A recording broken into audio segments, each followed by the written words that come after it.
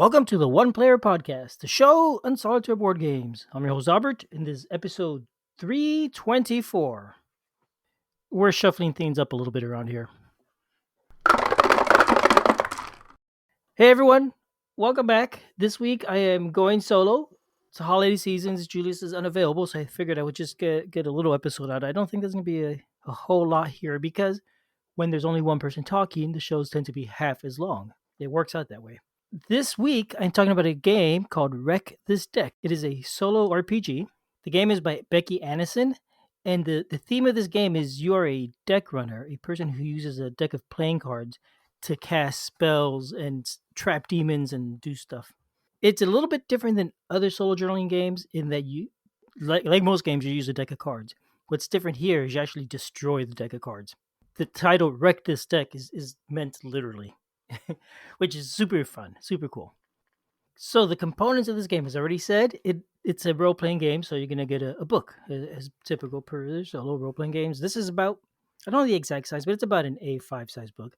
Many of the games that are solo journaling games are this size or even smaller.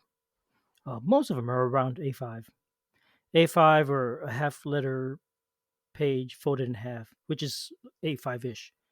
The book is all black and white and red, so it's got three color inks. It's got some diagrams. It's not too big. What is it, like 32 pages, maybe 40 pages, 38 pages. So it's a small book. Besides the deck of cards, you're gonna have something to journal on, something to write with, and the deck of cards. You want to choose, whatever deck of cards you feel like choosing, keeping in mind that you are going to be altering and destroying the cards. So this is not a deck you want to keep permanently and take out in your next poker night because that's not going to go over well. The deck does need to have both jokers in it, so you want to make sure you don't find an old deck without those. You want to maybe just want to buy a new deck of cards for it, or if you're like me and you have more decks of cards than you need, this is perfect because you're going to get to alter them. I like the book.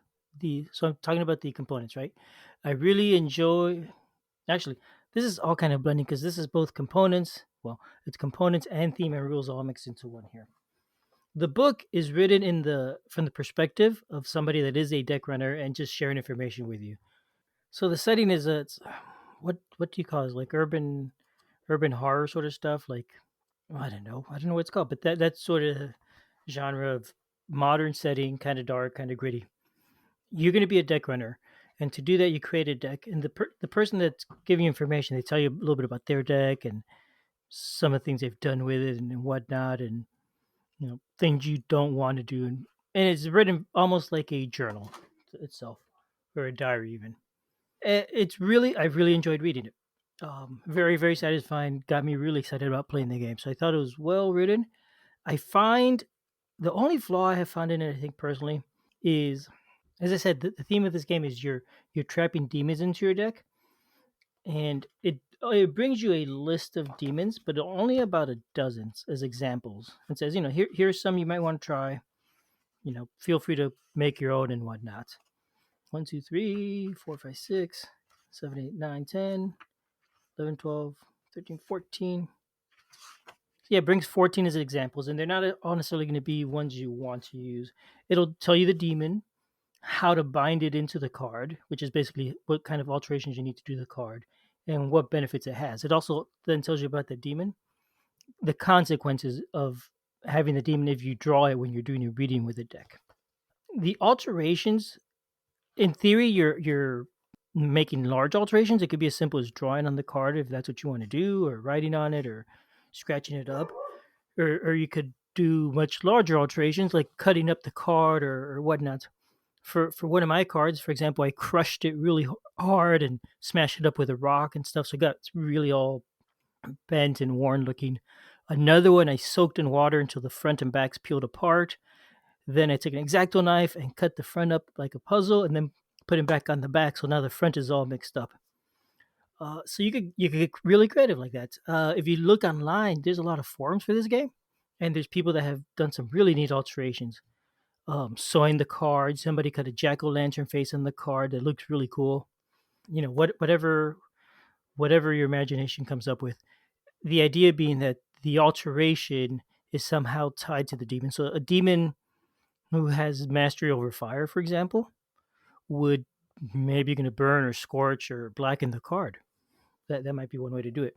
Maybe you draw flames on it, whatever suits your fancy.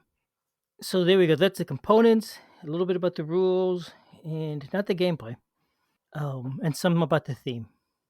So the gameplay, the way the game works is you are a person living. I want to say living on the edge of society, but not necessarily. You're a person that lives in a culture where you're maybe oppressed or fighting against bigger forces, or you have some sort of goal that you want to do. I guess it's kind of vague about what your goal is. I interpret it to be sort of like you're oppressed and fighting against society. So you're going to come up with your character, give them a description, basic description, some motivations, and that sort of thing. You're going to take your deck, you're going to get the two jokers, and you mark them. So the way you mark them on the back of the cards, on the jokers, one of them, you're going to draw this eye-looking symbol. On the other one, you're going to draw an eye-looking symbol again, and put your character's name on it. And these are now marked. So when you're shuffling your deck and you're looking at the back, you'll see these come up as you're shuffling. These cards matter if you're playing the game and they come up in a reading as you're playing. If you draw the joker with your name on it, that's good. I mean, or potentially good. It means somebody's trying to contact you. If you draw the other one, it means somebody tried to attack you with magic or something. So now you have your two jokers and they're marked. As you play the game, the idea is you have a character, you have a go. If you're not sure what to do, or if you want to do something specific, or you're trying to figure out some information, instead of like the traditional draw a card and compare it to a table, see what the consequences is, you do a little reading, like if you're playing with tarot cards. You will draw three cards, then look onto a table, yes, that tells you what the different card meanings are. And then you use those three cards to interpret the reading you're doing. And there's different readings you could do. There's a real basic one that just has three cards. In the book, as an example, there's one that has six. Another one, a different called Path of Lies with three. There's a Path of Demons that you could use to figure out what demon you summoned if you just have no idea what you want to summon. And that one uses five different cards in a layout. And they recommend making your own layout if you have one, or if you have one, record in your journal what it is and that sort of thing. When you draw the cards, you play them out, and it gives you a reading. If you draw one of those jokers doing this, then there's a consequence of it. Somebody's trying to attack you, or somebody's trying to reach out to you, whatever. You may want to draw more cards for that. Now, who and what that keep in mind. This is a journaling game, and you have a story, so you're developing a story. And as you're playing, you're gonna just kind of know who it is or what it is that's attacking you. You're gonna just decide based on what's happened so far and what's coming up. If you really don't have any idea, you could do another reading to say, okay, so who is attacking me? You'll draw three cards, and it'll kind of give you a vague description, very vague description, and based on that, you'll come up with your own character that is attacking you or contacting you, whatever, and you'll play this way, doing stuff and interacting with them, and developing your character and your story. So I said the game is about summoning demons. So really, this is, I think, the funnest part. You choose which demon you want to summon. See, or if you just don't know, like I said, do one of those readings and kind of come up with something that way. You will have to do a ritual to summon them. I've honestly kind of skipped that ritual part every time. And the rituals are, and I don't think they necessarily called it a ritual, but the what you're doing is something you have to do to see if you succeed or fail in summoning the demon, which includes drawing a card to see the results of it. I tend to just skip that and assumed it worked every time. And I've been happier with that, honestly. And then you're going to alter the card. Again, I already mentioned based on what demon you're summoning, how you alter it. This is a large part of the fun. Figuring out how to alter in the card and going and doing it. It is very much a craft project. It is very much getting scissors and glue and paper and markers and just going at the card and having fun in some kind of creative way.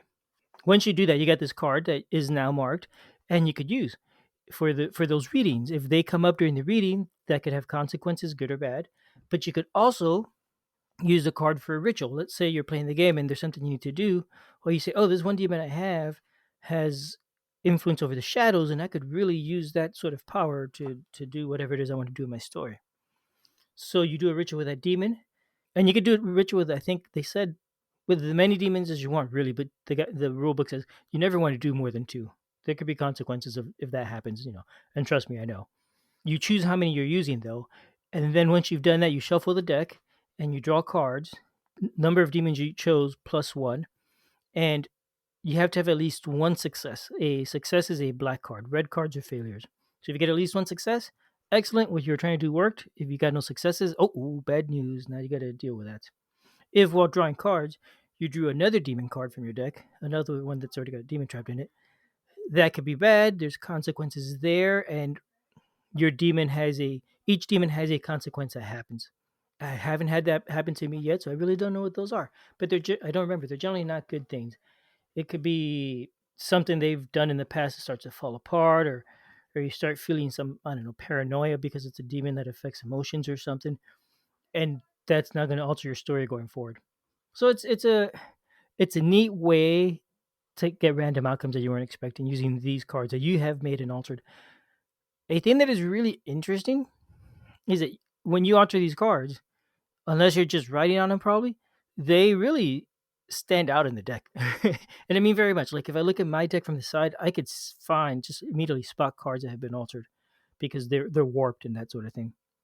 And that's okay. You can shuffle, and if those come up in the top, that's okay. If they don't, it doesn't really matter whether you could see them coming or not. And I think that's really interesting and really neat. So that's kind of the gameplay. It's about altering the cards and then using the cards to cast different rituals or do readings and dealing with the consequences of the cards you draw and that sort of thing. And doing these readings and interpreting the cards in a way that advances your story. Maybe in an expected way, maybe in an unexpected way, but it always seems to have some sort of consequence or effect. That's, generally speaking, has been interesting for me. I really have enjoyed it. One of the other things about this game that is really neat, besides just the playing of it and altering the cards and whatnot, is that the rulebook keeps talking about how there's other deckers out there, and it encourages you to go online and share your alterations. And if you've come up with your own reading you like, share it online. So use this hashtag. There are groups online. There's a Reddit group and there's a Discord channel where people share information and stuff. They've also done card swaps, and that's one of the things in the rules. It says once in a while you may swap cards with somebody else. So maybe you've got one that has a demon trapped in it that you want to share with somebody else because you like how you altered it because this demon is just giving you trouble. You could trade it with a different person out there and get a completely different looking card with some alteration and some demon you just don't know what it is and what to expect. That I think is super cool. I haven't done that. I haven't traded with anybody, but I have been tempted to actually to start a second game with a different character in the same universe that them potentially meet and or trade cards or something. And that seems quite doable. Though I think managing two unrelated stories that are random might be really difficult. It sounds interesting, but I don't know. I don't know if that would work or not. Um, the other possibility, I guess, is you could just say you met somebody else and traded cards with them, and just get some other card that you have and mark it up and put in your deck and discard a different card. I mean, that's interesting because I suppose that means you could end up with a deck that has multiple, like 7 or 8 aces or something like that, or mostly red and not many black cards, or vice versa. And, and just the idea of having that kind of deck just seems really neat, and because of the theme is described so well, I think just makes the game seem that much more exciting and more fun. The only thing I really don't like about the game so much is the demons in the book. It's a very small list, and I felt very constrained by that, and honestly pretty lost. I don't know a lot about demons, honestly, so coming up with one I found extremely challenging. What I ended up actually doing was I went and used ChatGPT and told it to give me a list of demons for this game that you're wrecking the deck and blah blah blah. And I told it what I needed, and it actually gave me pretty decent list of actual demon names and powers that they might have, and what kind of influences they have, and how to alter the cards and whatnot, and the consequences of when I draw them and the bad stuff happens. So it gave me a pretty thorough list. Not perfect because ChatGPT is rather imperfect, but very workable, and at the very least, great for inspirations and ideas and names. So I made that. I ended up using demons. I may have had angels. I'd made a list of fairies. I made a list of Lovecraftian creatures. But oh God, I don't remember right now, but it's a bunch of stuff. I got in the end, I made a list of about 300 different entities that you can put into a deck with different ways to alter them. Like I said, it's not a perfect thing because it was done with ChatGPT, but it does give me ideas and inspiration, and that has worked out really well in that sense. And I ended up putting that online on a website. I will share a link with that for anybody that's interested in playing it. Also, and I also mentioned the Discord and the Reddit channels, so you could go to those and ask questions or read and get information. There's somebody else that has uploaded a couple different pantheons, a Japanese pantheon as well as a Greek one. Oh, and they did the list of angels. I haven't done a list of angels, and they list entities and give descriptions. What that lacked was how to summon it. And that sort of left for you to figure out and decide, which I like, makes sense. Like I said, my chat GP tool is rather imperfect, but it was fun coming up with it, and it has been helpful. Other than that, I have really enjoyed the game, and I find it really fun. There are other drawbacks. The I have found it a little bit hard, and I don't know if it's just me in this particular game, but I find it a little bit hard knowing when to come up with a random thing when versus just going on and writing stuff in my journal and my story about the character without randomizing from the game. So I think that's a little bit of something I have to figure out how to manage and maybe just do readings more often. One thing that tells me I haven't done enough readings is the fact that I've only I have not drawn any demons yet during a reading. And I think my deck has 5 or 6 of them in right now. Not tons, but I mean enough that they should come up. So yeah, I don't know when I see. Here's one. This card is all folded up and wrinkled, and then crushed, so the edges are all torn. Here's one that was just painted in black. It said to paint in black. Here's one that was dunked in cold water for a long time and then wrinkled up a lot and drawn onto the shape of a lighthouse. It said, wrinkle the card in the shape of a lighthouse. What does that mean, really? I don't know, but I kind of managed something that worked. There's another one that just wrinkled and worn and painted with blue along the cracks to make it look like ice. And there's the one that I cut up. So I think that was 5 cards I mentioned, plus the 2 jokers. I don't know if you could put a demon into one of the jokers. I haven't read anything saying you can or can't. That does seem like an interesting choice. It kind of, I don't know. Anyway, it's a really neat game. I highly recommend going out to look at it, especially if you have too many decks of cards and you don't know what to do with them. This is a great way to use up one or two. Though I don't think I'll want to get rid of the deck afterwards because I've enjoyed playing the game and enjoy the story. So the deck is kind of fun to just look through, especially the more and more I alter it.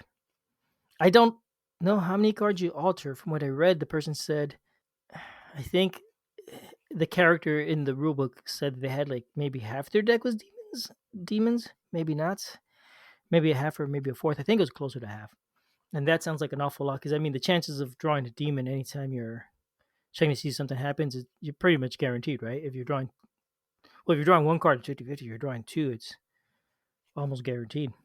It's 1 in 4 chance that you won't draw a demon, I guess. I've always found statistics tricky. Anyway, Wreck This Deck by Becky Annison. Really cool little journaling role-playing game. I have quite enjoyed it. And that is all for this week. Next time we do a show will be next year already, I guess. Actually, this show comes out next year, doesn't it? Because I'm recording the week before Christmas, and it will be published the Saturday after Christmas. So, Happy New Year, everyone!